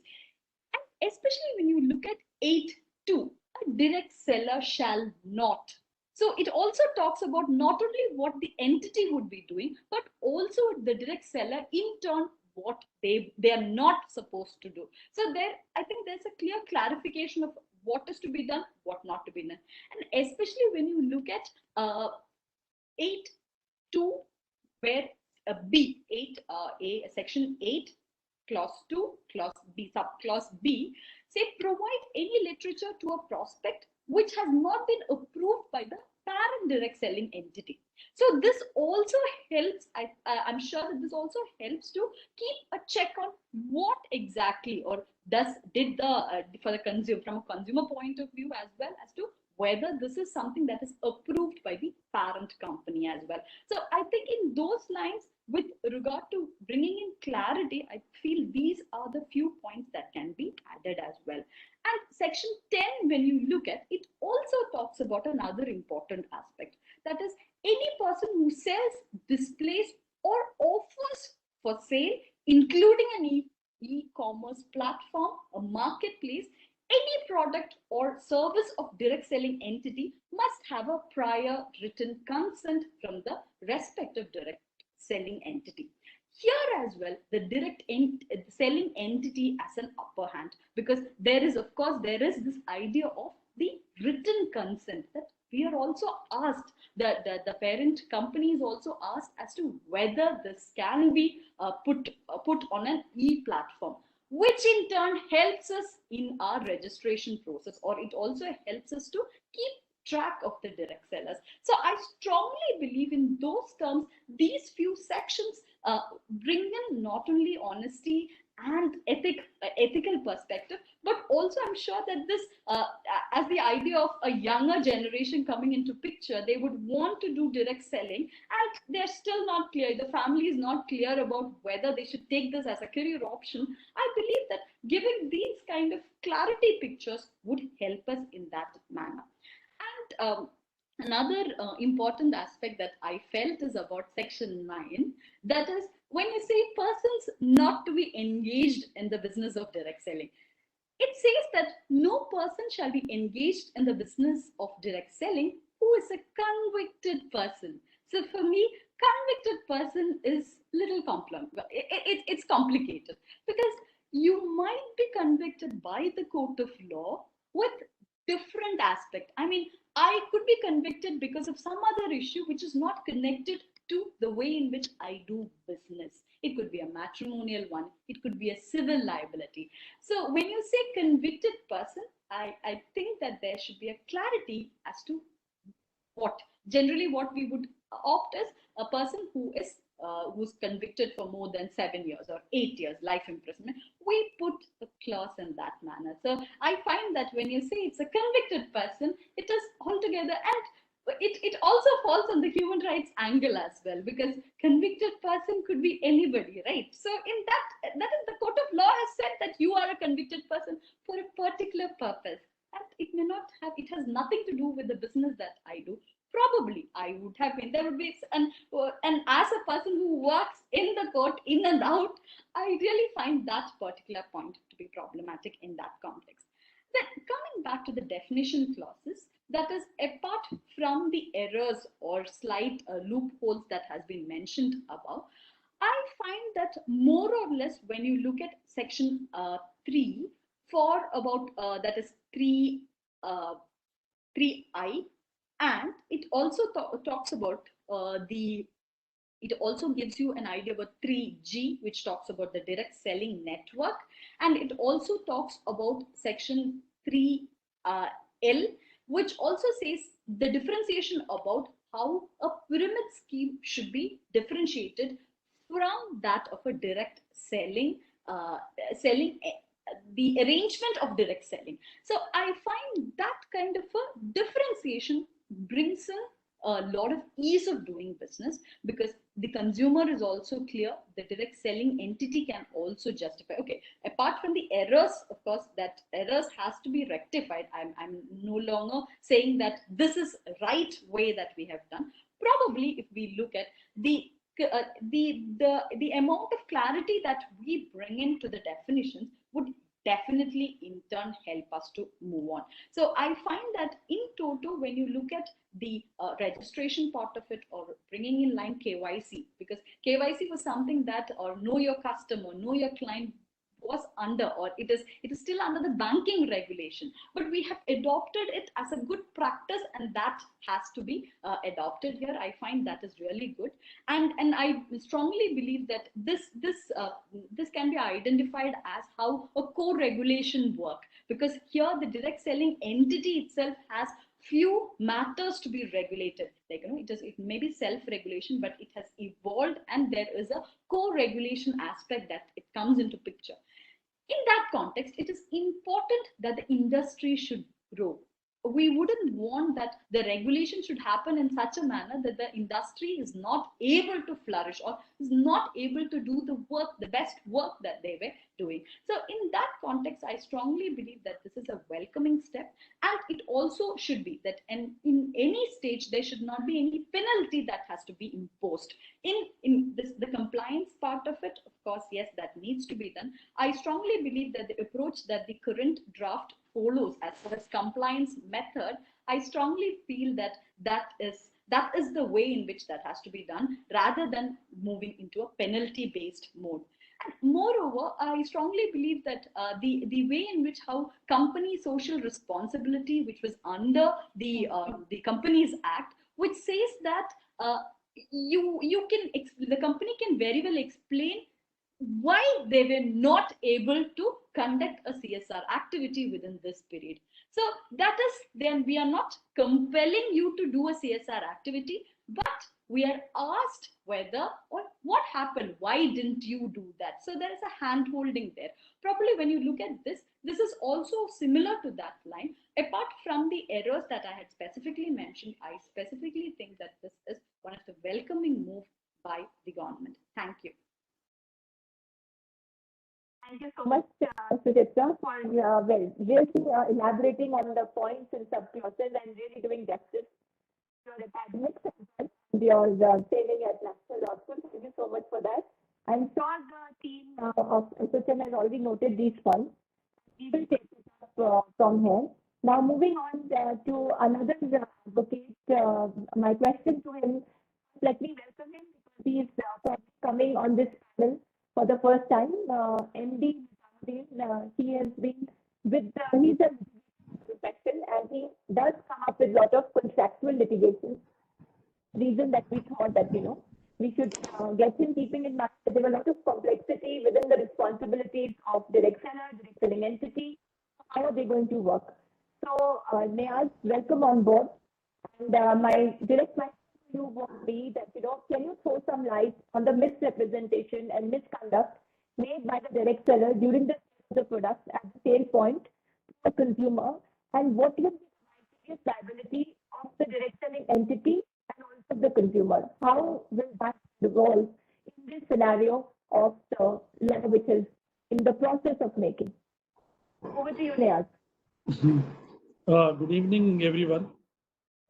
Thanks, Chhabra ma'am, giving me opportunity and ask me a very relevant question. And I've just gone through the rules, and as per the section 3D, the direct sellers have been defined. And the direct seller have been defined with respect to the direct selling entity as principal to principal basis. So there is no relation of principal and agent. So I think when a direct seller is working with respect to direct selling entity as a principal to principal basis, so this I think that this will apply. The direct selling entity will be vicarious liable for the act of the direct sellers.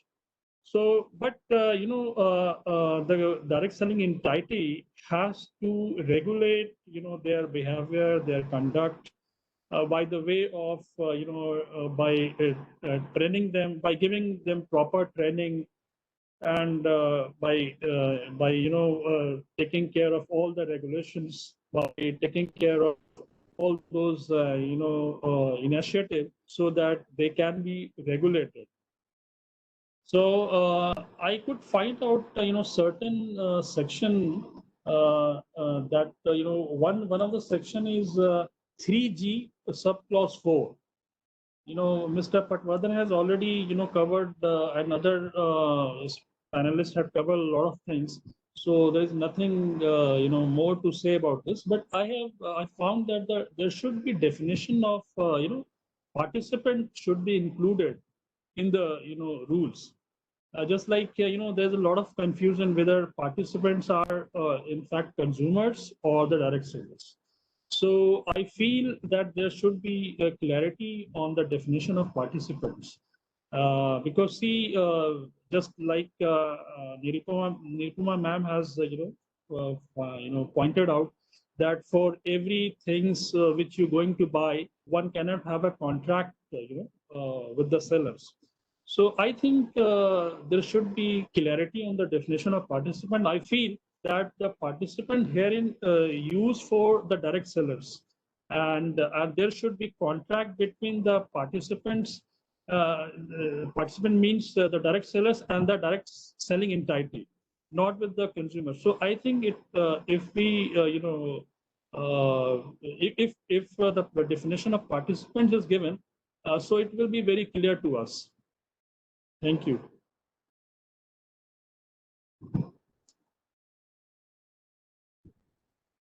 Thank you so much for your feedback on that.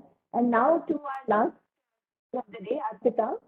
Welcome, Arpita. And I would like you to, sum up of all the things which we have discussed today also give your opinion that how is that we are going to implement this. We have to take up the issue that of clause code. You also have to take up the issue that, yes, we are from high tech to, we've reached a point where high tech and it is going to be a digital reality. That is second. The third point which I want you to take up is that, which Mr. Singla also pointed out about the e-commerce, which is the reality. How do we take that forward? So that is which I would like you to take on. How do you see? How do we implement this? How do we segregate between the law? Because we cannot ask the ministry to change everything. We can probably ask changes in the current framework. So what is the best current framework we adopt so that minimum changes we can recommend in the interest of everyone, and selling entity. Thank you. Arpita, over to you now. Thank you, Chhabi, and I have heard a lot of speakers, and we have been hearing the industry.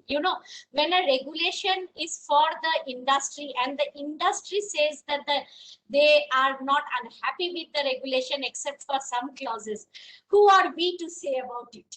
So if they are expecting something and they're being a part of the whole process, I strongly recommend your last point first, that we need to keep our comments to the minimum. Just because we want to give comments, we should not give comments. Having said that, let's look into the overall picture. So the overall picture is that you as a consumer is now shopping through a store and non-store format. As a consumer, you are neutral to the formats. Like if you go to all this, I should have the same shopping experience and I should decide which format I should shop through. So if I have a good shopping experience in retail and go to retail, online, direct selling, I am the judge. So as a consumer affair ministry, my focus should be the consumer is the king. And consumer decides, and all these store and non-store formats are neutral. So as long as the consumer is, as long as you think from a consumer perspective that the consumer is protected for a purchase that it makes in terms of its ability to return the purchase on time if it doesn't like it and doesn't misuse it, its ability to unknow the purchase, its ability to understand that it has been told even the right information, the regulation is perfect from a consumer angle. Now this regulation has certain things, but there is also certain worry, because when the government is designing the regulation, in India it faces some unique problems which are not there in global regulation design. Like here in the e-commerce and direct selling companies will go and say, no, we have two different entities, but I have my website through which I can also sell. Then it is very confusing, because you are doing e-commerce, yet you don't want to do e-commerce. You want a social platform, yet you don't want a social platform. You want to sell through Facebook. Now that is where the law becomes confusing, and that is where the cutting and pasting come in. And in many crucial part of the law, you will see that the chief compliance officer is e-commerce. So the government is also knowing that there is a lot of overlap, and yet they want to be so segregated. The core point is that whether there is a predatory pricing, and we need to ensure, we need to understand that we have a predatory pricing regulation. We have an MRP, but any seller of any company can sell below the MRP as long as they do not violate a predatory pricing regulation. So when we have a regulation, I don't need every law to touch into the predatory pricing. Regarding trademarks, when we even tell a buyer or a seller to go online and sell their product in Instagram, or to any designer selling the product, we tell them that you have your trademark. So having your trademark of the product, howsoever small you may be, in many ways you can do your trademark by your signature, by your logo. It is very important to have that. So I think that is a very good move that the thing has talked about. Now registration, when the whole business model operates of a direct selling model, is that you work with a lot of self-employeds, and you are trying to you have to have some control over the self-employees, but there is an extent to which you can control them, because now if you register them, and now I can be a direct seller for 2 companies, okay, and I may be, actually now I have to choose. or I can do my, suppose if I do 60% of a business or 40% from two companies, how am I placed? And that clarity, if the direct seller is working for more than one company, how do he register in the DPIIT, whether there is an option for him to fill up whether he works in one or two company will be an issue when the direct seller actually starts registering with the DPIIT. Regarding a company, a person being inside and outside, in a big company, every day people will leave the job. That can happen in a IT company also, but they are able to keep record of their permanent employees. So there are technology and databases, and I think compliance for this regulation with companies which are using technology and databases to ensure compliance and traceability is not a problem. But if a company is small and want to come into direct selling without putting in those checks and balances and traceability, it is going to be a problem, because it has to now at the onset invest on those technology and traceability. And once it does it, it should be fairly simple for the company. Now, regarding the regulations, the processes, when you register and when you go through a process, it is always good to have a process in place, but the process has to be fast tracked. And I completely agree with Deepak in the first slide that, there are instruments, like there is a national consumer grievance redressal cells. There are instruments, and if these new instruments are linked together, or the registration is completely online, and you are when you put your details, you get a yes or a no within 5 to 7 days, cost of the registration, all of these are very important. And if these are taken into account, like if the direct sellers have to pay a fee to register, they will be havoc. So there are certain things we need to think about in the future, but at this stage, let's focus on the key problem of this sector. The key problem of the sector is the sector was linked to Price Cheat and Money Laundering Act. So they are not able to revise that act. So if you are not able to revise a parent act, you are trying to put more and more kind of facilitation over a building which is rotten. Okay, so the Price Cheat and Money Laundering Act should be, if at a company level, you should now focus on actually modernizing that act. And because this policy will then be a very simple policy, and that act will be modernized, and you are not going to face all these harassments of police and other things. In this act, it is very wisely designed, because it really doesn't talk about if you don't do, what is your penalty. And that part, I think, and that's why I'm saying that this regulation is designed with a lot of care and a lot of discussion with the company, because the penalty part is completely sleeping in that act. And I don't think as an industry association, you need to propose it. So if you ask me what is sleeping, I would say penalty is sleeping, implementation is sleeping, and maybe the industry wants it to be sleeping. Okay, so let's sleep over it. And we need to put a few clarifications on the compliance part, and we make a recommendations and look forward to have more on the forward part of it, that DIPP should put in certain things like, registration within 7 days, any queries sent to companies within 7 days, the registration process being online, queries sent to company within 7 days, like not sitting with the registration process, not sitting with anything else. Then I think this is going to be a good step. And as a next step, you should actually move towards, say, getting once you get yourself registered, move towards saying that, look, we are not a part of Price Cheat and Money Laundering Act, and just come out of it. Rather than talking about I want 1 act, 2 act, 3 act, 4 act, just come out of it and say I'm not a part of this act anymore, because I'm registered with DIPP under this. Everybody else who is registered is not under this act. Please count me out. And that is the deal you should do. As a part of the registration process, you should be able to come out of the Price Cheat and Money Laundering Act. And if you are able to get that deal out, I think that's a big deal, and look forward to that. Remaining part, I would say that, Indian consumers are quite a docile group. They don't really jump up and down. Sometimes they jump up and down, but there is no consumer resolution is also not very simple. People are very much used to now non-store formats, buying online, direct selling, and they are very much used to returning, cash on delivery, etc. So consumers are getting more aligned to new modes of delivery, and the problems that we had in past are, when we do our consumer surveys, we don't see them as a big problem nowadays. Putting certain information online, like this is something like, we don't have a privacy act. Now your direct seller is also a human being, personal data privacy act. Now when you put a lot of data on a person on the website and the data privacy act comes, that will supersede of all of these, and you may not be allowed to do certain things like this.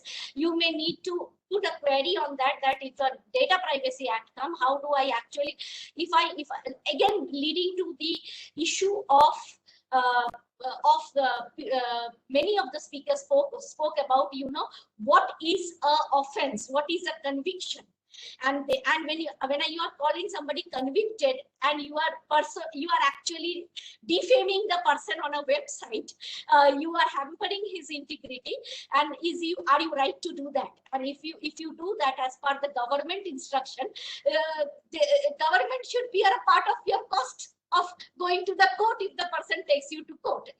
Something like that you need to bring to the platform, so that certain odd things should not be there. But you can drag a person, but just because we are free country with the freedom of speech, we cannot be writing here and there in the website about people. Like those parts of the things needs to be calmed down, and those part needs to be, if a query is raised, it should be something like this. If a query is raised against the direct seller, a review will be done, discussions will be met, he may be banned. Those kind of activities have to be there. There has to be a process, rather than then the banned list post review can be on the website. Even if we send a product abroad, and these products are going on the website, they come on in the website 3 months, 4 months later, after a proper review process has been in place. And I think that review process has to be a part of the, very lightly put in, that there has to be an internal review, because you are creating a division. And then after the review, if you find the person to be really not correct, it has to be going on the website, and the person will be informed, and then it is going on the website.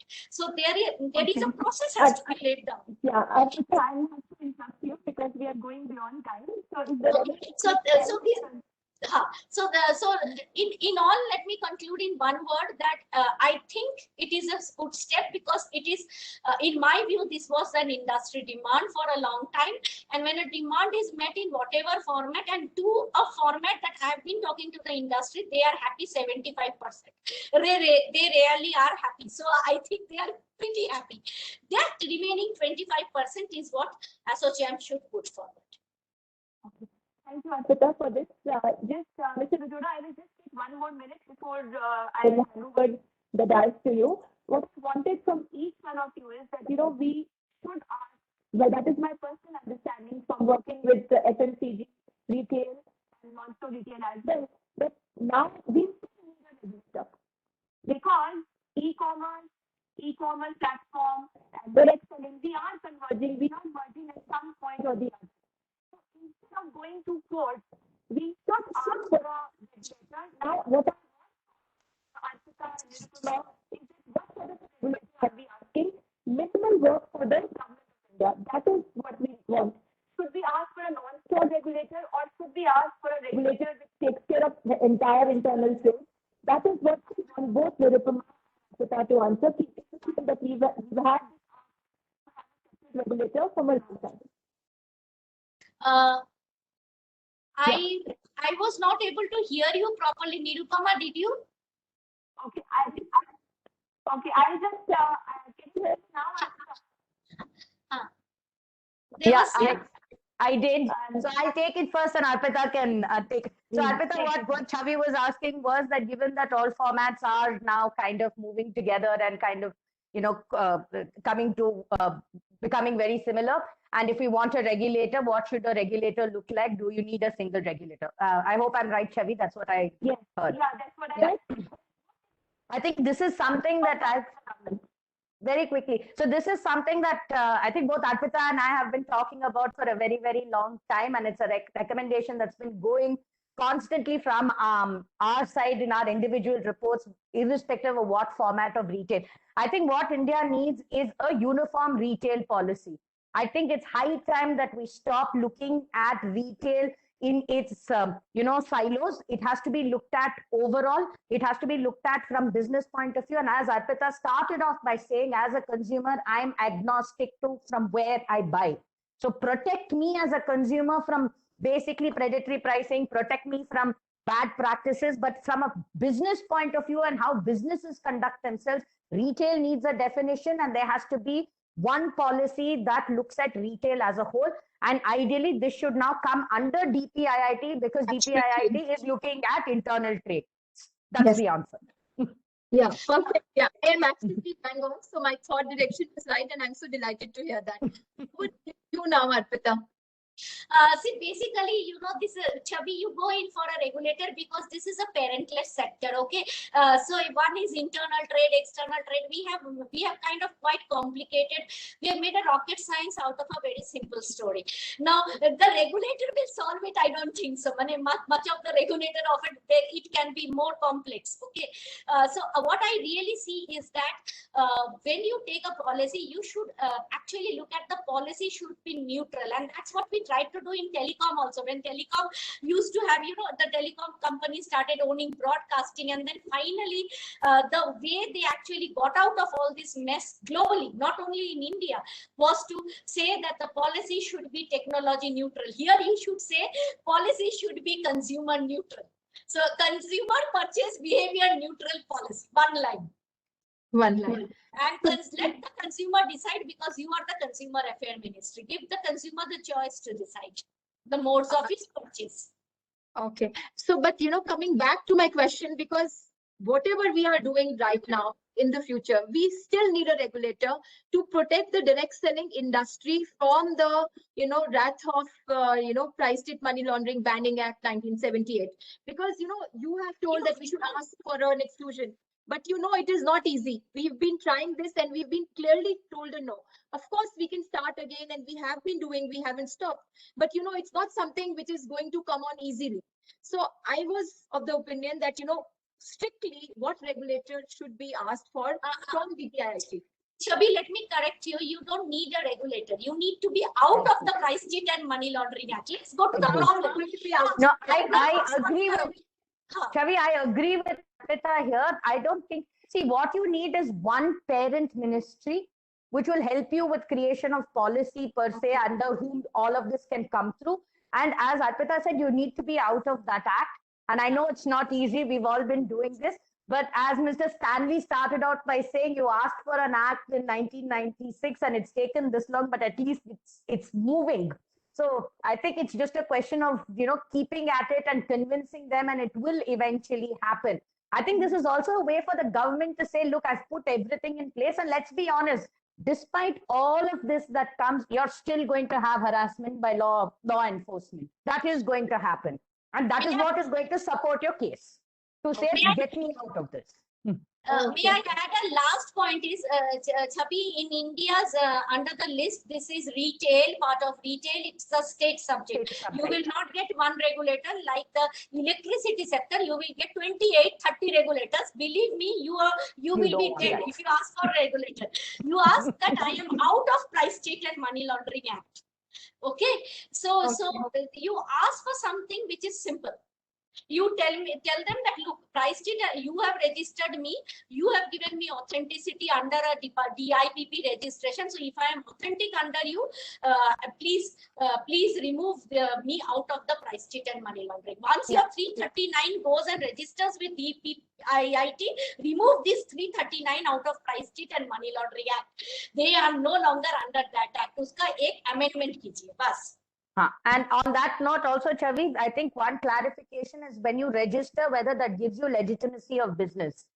You can register and you may still, as you said in the earlier time, and people registered under consumer affairs, everybody registered. So I think it's also a point of clarification to find out that if I register myself and I pass whatever test that they're putting in and we don't know what that is, am I considered a legitimate business or not? Which means that you should automatically be considered out of price chills.